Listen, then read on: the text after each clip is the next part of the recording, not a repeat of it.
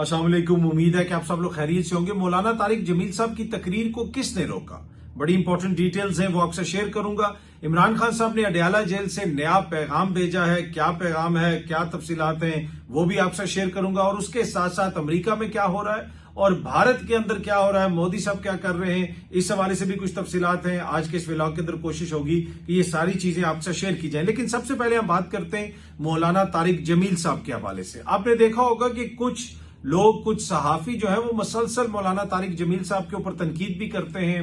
उनके ऊपर इस किस्म की तनकीद की जाती है कि वो ताकतवरों के साथ बैठते हैं, हर हुक्मरान के साथ उनकी दोस्ती होती है। मैं इस चीज के ऊपर भी आता हूं। लेकिन पिछले दिनों मौलाना तारिक जमील साहब की कहीं पे तकरीर होनी थी, वो तकरीर नहीं हो सकी। उसके बाद बहुत सारी बहस चल रही है सोशल मीडिया के ऊपर, एक ऑडियो वगैरह भी सामने आई, उसके ऊपर व्लॉग्स वगैरह भी बने। अब मौलाना तारिक जमील साहब ने इस हवाले से कहा है कि किसी भी तकरीर को किसी सियासी जमात ने नहीं रोका, यानी उनकी तकरीर को किसी सियासी जमात ने नहीं रोका, ना ही इस्टेब्लिशमेंट का कोई अमल दखल है। ये एक अंदरूनी तबलीग वालों का जो नाअहली का मामला है। तमाम व्लॉगर्स और यूट्यूबर्स से गुजारिश है कि गैर मुसद्दका बातों को फैलाने से गुरेज करें। तो वो ये कह रहे हैं कि ये जो तबलीगी जमात है ये उसके कुछ अंदरूनी मामलात हैं जिसकी वजह से ये सारा इंसिडेंट पेश आया। फिर उसमें मुख्तलिफ तफसीलात थी कि उनके घर को जो रास्ता जाता था उसको ब्लॉक कर दिया गया, ये कर दिया गया, वो कर दिया गया। एबटाबाद का जिक्र भी है, वहां पे तो खैबर पख्तूनख्वा में तो पाकिस्तान तहरीक इंसाफ की हुकूमत है। अब हुकूमत तो उस तरह नहीं कर सकती। तो मौलाना साहब ये फरमा रहे हैं कि इसमें जो उनकी अपनी जमात है, जो तबलीगी जमात है, उनकी अपनी नाअहली है। उन्होंने थोड़े से, जिसे आप कह सकते हैं, शफकत भरे अल्फाज में इसको बयान कर दिया जितना वो बयान कर सकते थे।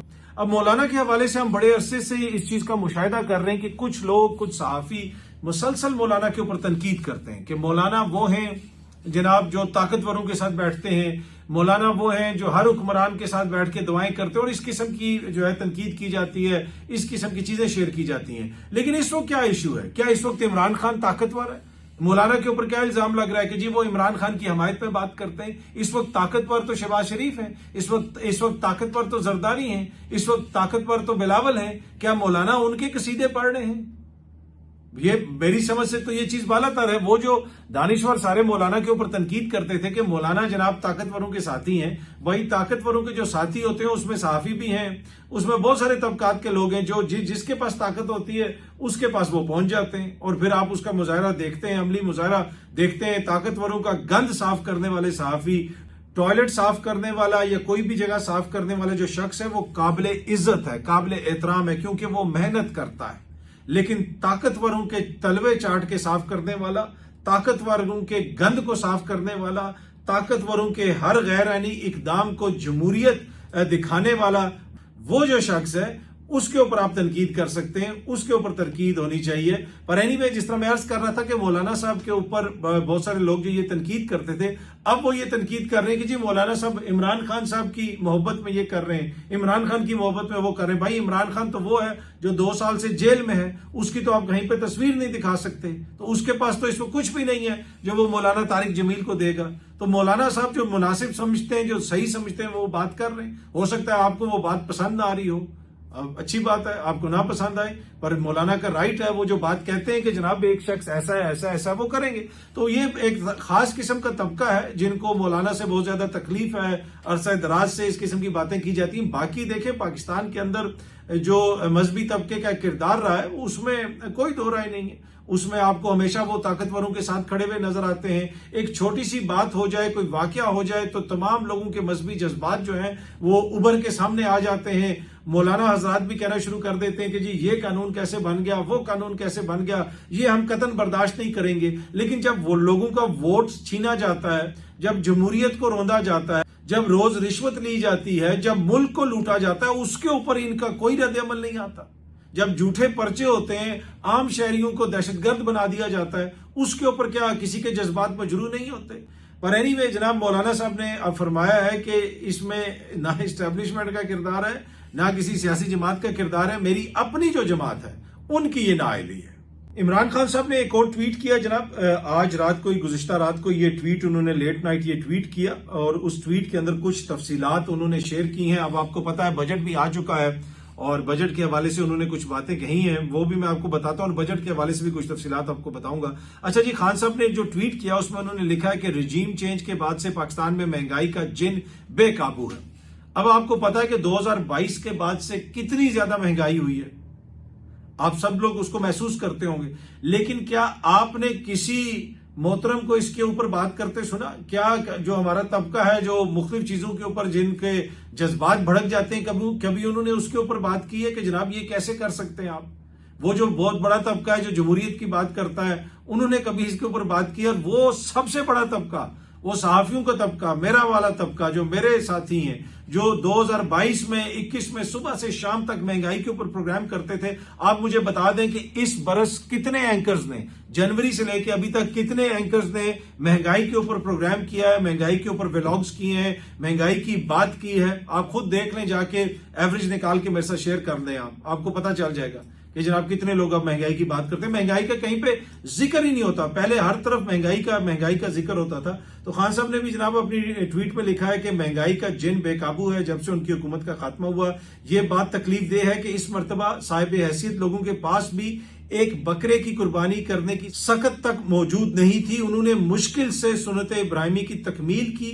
गरीब तबके की तो कमर पहले ही तोड़ी जा रही। के जानवरों वाला मामला है, पहले भी मैंने आपके साथ तफसीलात शेयर की थी कि किसानों के नुमाइंदे भी बता रहे हैं कि इस बरस लाखों जानवर वापस आ गए, वो बिके ही नहीं। बकरे जो है वो किसी ने खरीदे नहीं, बहुत कम लोगों ने बकरे खरीदे, फिर जिन्होंने खरीदे उन्होंने बछड़े खरीदे, हिस्सा डाल के लोगों ने गाय वगैरह खरीदी। और उसी की जानिब इमरान खान साहब ने भी अपनी ट्वीट में इशारा किया है। और इमरान खान साहब कह रहे हैं कि अब ये जाली हुकूमत बजट पेश करने लगी है जो अवाम की मुश्किलात में मजीद इजाफा करेगा। अच्छा, अगर आप बजट की बात करें, आपका जो बजट है उसमें से आधा बजट, जी हाँ जी, मिसाल के तौर पे मैं मिसाल देता हूं, आपका बजट है 100 रुपया, उसमें से तकरीबन 50 रुपया जो है वो आपने कर्जे और सूद की मद में अदायगियां करनी है।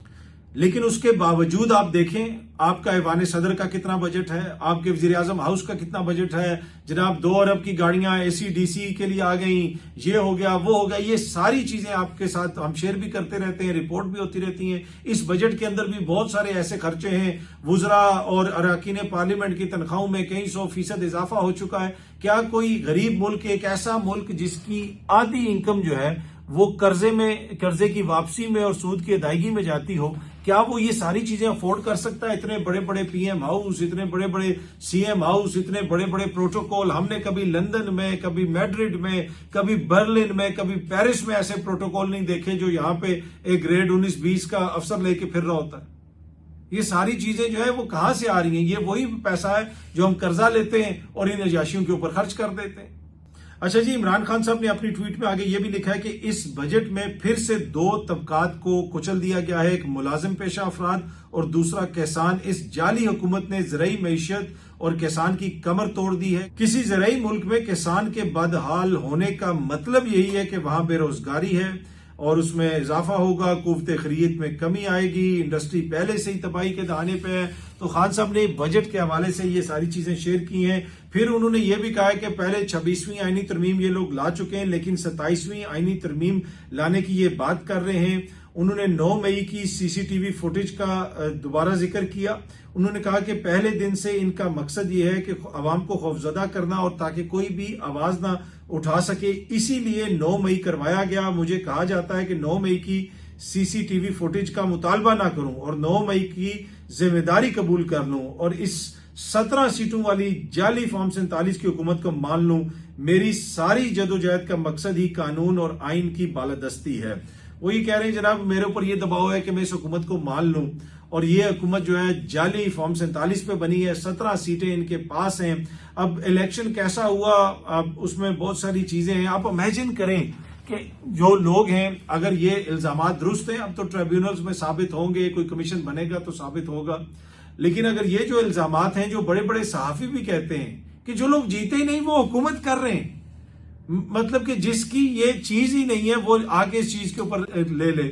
किसी के आप 10 मरला प्लॉट पे कब्जा कर लें या 2 मरला जमीन ले लें या किसी की आप साइकिल उठा लें तो वो उससे बर्दाश्त नहीं होता। एक पूरी कौम का मैंडेट कैसे चोरी किया जा सकता है और कैसे उसको बर्दाश्त किया जा सकता है? अगर मैंडेट चोरी हुआ, और ये बात आज से नहीं है, हमेशा से ये बात टीवी पे बैठ के कही जाती है कि जी पाकिस्तान में तो एक दफा ही फ्री एंड फेयर इलेक्शन हुए थे और पाकिस्तान टूट गया था। और ये बड़े आराम से दानिश्वर कह देते हैं कि पाकिस्तान में तो कभी फ्री एंड फेयर इलेक्शन हुए ही नहीं। मतलब कि वोट किसी और को पड़ता है और आपके ऊपर हुक्मरानी कोई और करता है।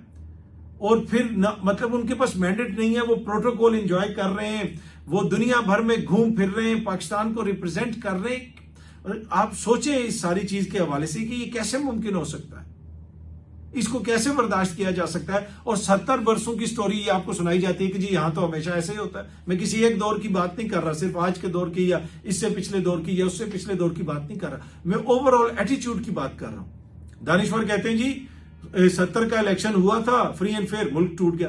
भाई मुल्क फ्री एंड फेयर इलेक्शन से नहीं टूटा था।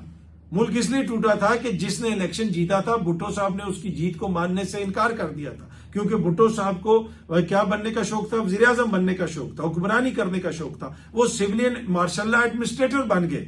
मेरे ख्याल में शायद दुनिया की तारीख में वो पहले सिविलियन मार्शल लॉ एडमिनिस्ट्रेटर होंगे। और उसके बाद उन्होंने मगरबी पाकिस्तान में फिर इक्तदार भी ले लिया। पर एनीवे, जिस तरह मैं अर्ज कर रहा था कि मैंडेट कहीं पे भी चोरी हो, चाहे अमेरिका में चोरी हो या किसी और जगह पे चोरी हो, उसको हजम करना इतना आसान नहीं है, उसको कैसे बर्दाश्त किया जा सकता है। अच्छा जी, खान साहब ने आगे अपनी ट्वीट में लिखा है कि हमारे सारे आईनी और कानूनी रास्ते बंद कर दिए हैं, इसलिए मैंने पार्टी को मुल्क गिर एहतजाज की एक तरह से हिदायत दी है। उन्होंने ये भी कहा कि मैंडेट मेरा नहीं आपका छीना गया है, आप सबको इस तहरीक में शामिल होना होगा। आजादी प्लेट में रखकर नहीं मिलती, इसलिए बहसीत कौम जदोजहद करनी पड़ेगी। पाकिस्तानी अवाम ने तहरीक इंसाफ के मंशूर और नजरिए को देखते हुए हमें वोट दिए हैं और खैबर पख्तूनख्वा में हमारी हुकूमत जो बनी है वो पूरे पाकिस्तान में पीटीआई की नुमाइंदगी करती है। मैंने अली अमीन को, ये बड़ा इंपॉर्टेंट जुमला है, मैंने अली अमीन को हिदायत जारी कर दी है कि मेरी मशावरत के बगैर खैबर पख्तूनख्वा का बजट पेश नहीं होगा। तो जनाब उन्होंने ये अली अमीन साहब को भी कह दिया है। अब जो खैबर पख्तूनख्वा का जो बजट आ रहा है उसके ऊपर भी मैं आता हूं, लेकिन वफाक में जो बजट आया है उसमें बहुत सारी चीजों के ऊपर लोग एतराज भी कर रहे हैं। कुछ लोग ये भी कह रहे हैं कि इसमें महंगाई में इजाफा होगा, आने वाले दिनों के अंदर जो ई कॉमर्स है उस पर असर पड़ेगा, दीगर चीजों पर असर पड़ेगा। तो कुछ महीनों के अंदर ये सूरत हाल भी वाजे होगी। जहां तक खैबर पख्तूनख्वा का बजट है उसमें जो सरकारी मुलाजमीन है उनकी तनख्वाहों में जितना वफाक में इजाफा हुआ है उससे ज्यादा इजाफा किया जाएगा। ये मेरे पास जराए वहां से खबर ये बता रहे हैं। उसके साथ साथ सेहत कार्ड और जो अवामी फलाह के मंसूबे हैं उसके ऊपर इमरान खान साहब ने कहा है कि ज्यादा से ज्यादा पैसा जो है वो अवाम की फलाह के ऊपर लगाया जाए, इस किस्म के मंसूबों पे लगाया जाए कि जहां पे पैसा अवाम पे लगता है। ये नहीं कि जी ये चीज खड़ी कर दी, वो बड़ी चीज कर दिया, यहाँ पे तस्वीर लगवा दी, वहां पे वो कर दिया। ये काम खबरदार जो तुम लोगों ने किया, अगर पैसा लगाना है तो अवाम की फलाह के ऊपर पैसा लगाओ, इस किस्म के मंसूबों के ऊपर पैसा लगाओ और मेरी मुशावरत से ये सारा पैसा लगाओ। ये इमरान खान साहब ने अली अमीन साहब को कहा है और उन्होंने कहा है कि आगे मुझसे दोबारा भी मिले, बजट में पैसा कैसे एलोकेट करना है। कुछ चीजों के हवाले से अली अमीन साहब को ईद से पहले भी उन्होंने हदायत दी थी और अब हो सकता है कि दोबारा भी उनसे मुलाकात हो और उसमें वो हदायत वगैरह मजीद दी जाए। अच्छा जी, मोदी साहब ने एक ट्वीट किया हुआ है। पहले तो एक नीचे माय गवर्नमेंट इंडिया कुछ इस तरह का कोई ट्विटर अकाउंट है और उसमें जनाब वो एक भारत की एयरफोर्स की तस्वीर है और उसके ऊपर लिखा हुआ है कि making India a global power, making India a global power. और भारतीय एयरफोर्स के कोई पायलट्स वगैरह या जो भी जवान हैं उनके सामने मोदी साहब भी खड़े हैं। भाई मतलब कि वो हद होती है। मैं नहीं कहूंगा बेशर्मी की, तो उसमें मुनासिब नहीं लगता, लफ्ज ठीक नहीं है। ना ही कहूंगा कि डिठाई की, अच्छा नहीं लगता। मुल्क के एक वजीर आजम है, वो जैसे भी हैं इलेक्टेड हैं, वोट लेके आए हुए, तो हम नहीं कहेंगे कि इंतहाई बेशर्मी से उन्होंने इस ट्वीट के ऊपर कोट ट्वीट कर दिया। भाई भारतीय एयरफोर्स का तो अगले जो है कम से कम 30 साल तक मोदी साहब को उनके साथ फोटो नहीं खिंचवानी चाहिए। उनके राफेल के साथ जो पाकिस्तान ने किया, जो कुछ उनके साथ हुआ है, लेकिन उसको तस्वीर को वो बता रहे हैं कि ग्लोबल पावर। ओ भाई, अभी कुछ दिन पहले तो आपको जो है वो जूते पड़े, अब वर्ड मुनासिब नहीं है मैं नहीं कहूंगा, लेकिन ये जो लिटर परेड हुई है आपकी कुछ दिन पहले, तो उसके ऊपर आपने इस किस्म की तस्वीर शेयर कर दी। और फिर उसके ऊपर मोदी साहब ने ट्वीट किया हुआ है कि the last 11 years have marked significant changes in our defense sector with a clear focus on both modernization and becoming a self-reliant when it comes to defense production. It is gladdening to see how the people of India have come together with the resolve of making India stronger. 11 years of रक्षा शक्ति, ये मोदी ये कर सकता है। अब जो operation सिंदूर के साथ हुआ और हालिया दिनों में जो पाकिस्तान के साथ जंग हुई और उसमें त्यारे राफेल इनके गिर गए, कोई कहता है 3 गिरे, कोई कहता है 4 गिरे, लेकिन गिरे इनके राफेल त्यारे। 2 दिन इनकी एयरफोर्स उड़ नहीं सकी, इनका असला चल नहीं सका, लेकिन उसके ऊपर भी मोदी साहब कह रहे हैं जनाब कि वो हमने 11 सालों में ये कर दिया और वो कर दिया और इंडिया को ग्लोबल पावर बना दिया। अच्छा जी, पाकिस्तान से जब भी कोई इंपॉर्टेंट दौरा वगैरह अमेरिका का होना होता है तो वहां पे बहुत सारी चीजें डिस्कस होती हैं। अब अमेरिका से खबर ये आ रही है कि अमेरिका ने एक पाकिस्तानी नेशनल को पकड़ लिया है जो अमेरिका के अंदर दहशतगर्दी करना चाहता था और कनाडा से वो आ रहा था। एफबीआई के डायरेक्टर ने इस हवाले से अनाउंसमेंट की। वहां पे बहुत सारे स्टिंग ऑपरेशंस भी होते हैं, पहले खुद ही लोगों को तरगीब दी जाती है, बाद में पकड़ लिया जाता है। इस किस्म की बहुत सारी वीडियोस वगैरह हम माजी में भी देख चुके हैं। पर एनीवे, अभी भी एक इंपॉर्टेंट दौरे से पहले वहां पे पाकिस्तानी नेशनल को पकड़ लिया गया है। अब देखते हैं कि इस हवाले से वहां पे क्या चीजें डिस्कस होंगी। अच्छा जी, एक और जो ओवरसीज पाकिस्तानी है लोसर साहब, जिन्होंने 1000 अरब रुपया पाकिस्तान लेके आना है, वो लेके आ रहे थे। एयरपोर्ट पे उनका इंटरव्यू वगैरह भी हुआ था। अब उन्होंने किसी बैरून मुल्की, गालबन दुबई में या किसी और मुल्क में 2 टिकटॉकर भाई हैं, उनसे बात की है और टिकटॉकर भाइयों ने उनसे पूछा कि आप तो खुद कार वॉश करते हैं, 1000 अरब कहां से लाएंगे? मेरे साथ ओवरसीज पाकिस्तानी हैं जो हिस्सा डाल रहे हैं, आप भी ओवरसीज पाकिस्तानी हैं, आप भी हिस्सा डालें। तो अब वो लोसर साहब कह रहे हैं कि सारे ओवरसीज पाकिस्तानी मिलकर हिस्सा डालेंगे तो ये 1000 अरब आएगा। इससे पहले जेंट्री बीच का पैसा पता नहीं कितना पहुंचा है, बाकी जो सरमायाकारी आनी थी वो कितनी आई है। लोसर साहब जो है वो भी हिस्सा डलवा रहे हैं। अब हम पूरी दुनिया से मांग रहे हैं सरमायाकारी, और जिन्होंने यहां पे आके सरमायाकारी करनी है लोसर साहब, वो भी पूरी दुनिया से मांग रहे हैं कि भाई मांग के मैं लेके आऊंगा, सारों का हिस्सा डलवाऊंगा। तो अच्छी बात है, कम से कम उनकी नीयत है कि पाकिस्तान में इन्वेस्टमेंट आए, तो इसको तो अप्रिशिएट ही करना चाहिए। बहुत जल्दी आप सब दोस्तों से दोबारा मुलाकात होगी। Thank you very much.